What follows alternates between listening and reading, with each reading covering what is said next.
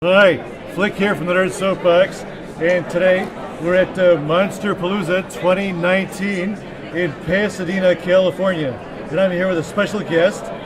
He's best known to the Soapbox Gang for being a musician, actor, and fellow nerd.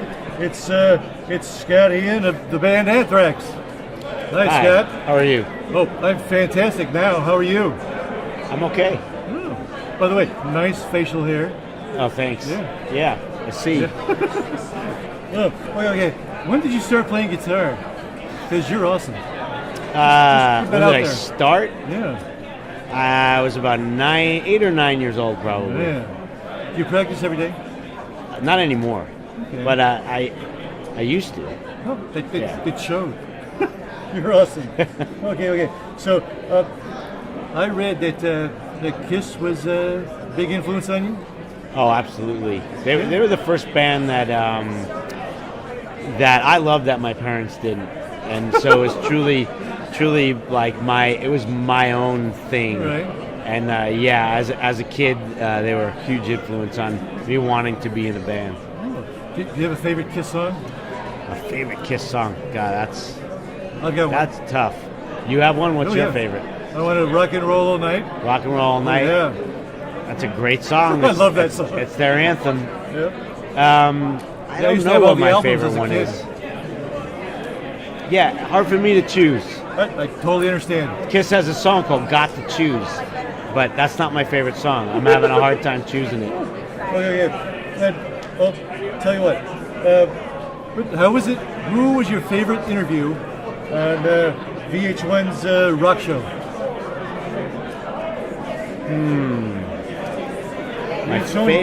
Yeah, I had a lot of people on that show. Oh yeah, Ozzy Osbourne.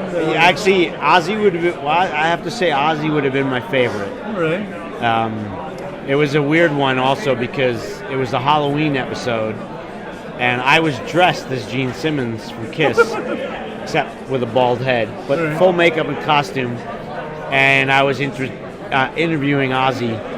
And I was told that Ozzy knew that it was me under the makeup because we knew each other, we're friends. But it was very clear to me within a few minutes of talking to him that he had no idea. And he just thought it was some bald jackass in Kiss makeup. Oh, no.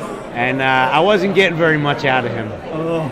And after about 5 minutes, I was literally going to tell my producer, we should probably cut. This is really weird. Something's wrong. And then Ozzy realized it was me, and kind of opened it up. And then it all went well after that. Fantastic! Wow. All right, going back to Gene for a second and a Kiss. What was it like getting to tell Gene how important that Kiss's music was to you? Oh, I mean, it's weird because I've known Gene a long time. I mean, we met in 1987, all right. And you know, we're friends, but at the same time, for me, I can't help myself when I'm around him. I inside, I still feel like the 11-year-old that first got into Kiss. No matter how many times I've been around him, I can't help but feel that way on the inside. So, yeah, it certainly means a lot to me that, that I have a relationship.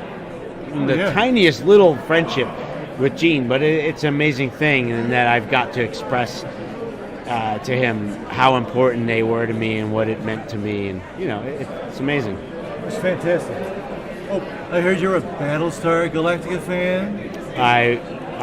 Was, yeah, oh yeah, for so sure. Say we all. Yes, yeah, it was a fracking good show. Yes, it was. I love that you're a nerd, by the way. Yes, this is so awesome. And do you like Doctor Who too? Yeah, not as big of a Doctor Who fan, but yes, I definitely. Well, definitely big enough to be on the best of the Doctor. True. Yeah. True. I haven't seen any of the new season yet, but really, nothing of the 13th Doctor. No, nothing yet, and right. Not because I'm against it in any way. It's just that I've got a long backlog of shows to watch and get through when I'm on tour. Because when I'm home, I don't really watch any television. I'm hanging out with my son and my wife. But when I'm on tour, and sometimes I need to pass the time, I'll binge watch shows, and so it's on my list. I just haven't gotten there yet. All right. Who's your favorite Doctor? My gut, as soon as you asked me that, Tom Baker. No, my gut said Matt Smith. Oh, So all right. I'm going with that. All right. I'm Tom Baker. I mean, I'm not Tom Baker. My favorite It's Doctor Tom Baker. is Tom Baker. Yes. Yeah. No, I'm Tom Baker. Hello. Hello. So you came back as this. Yeah. Awesome. Regenerated Yes. as a purple puppet. Yes. Wow. All right. Ooh. So I need to know, what is meatloaf like? I mean, don't say dry. Don't say dry. No, I was gonna say it's savory. It's The singers. I know. He's my father-in-law. He's very nice. He's a very nice man, and I love him very much. Yeah, I love meatloaf. That's why I was curious. Fantastic. And you did a 2-part DC comic, Lobo, Highway to Hell. Yes. What kind of comics did you read when you were a kid? Did you read comics? Fuck it. Sorry, excuse my French. Everything.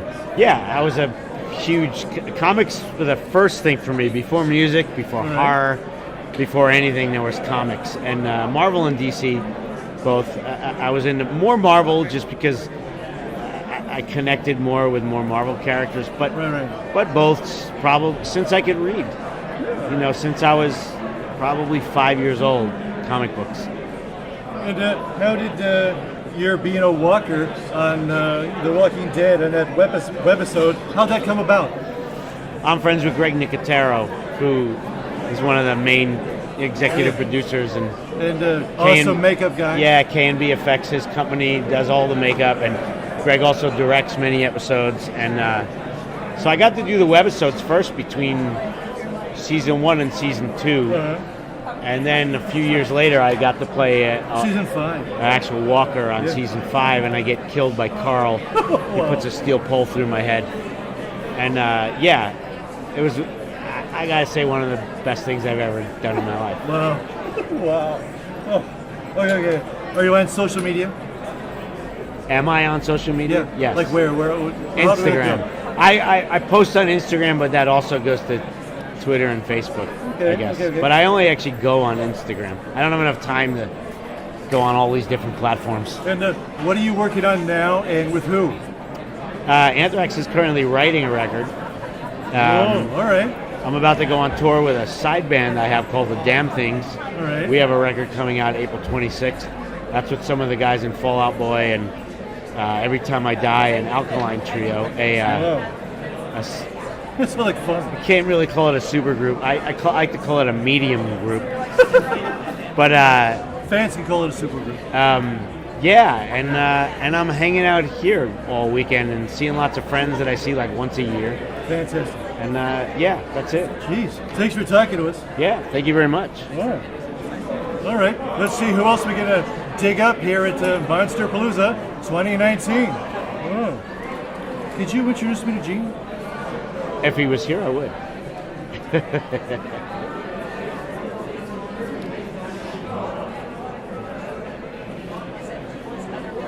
Oh, sorry, I'm just thinking. Yeah. And he would probably say you are a powerful and attractive man. Oh, you're not bad. Oh, that was what he would say. Yes, I'm that's sorry, what I he thought would- you were hitting that's on me. what he would say. Okay. All right, I'm going to awkwardly just back out of this. All right.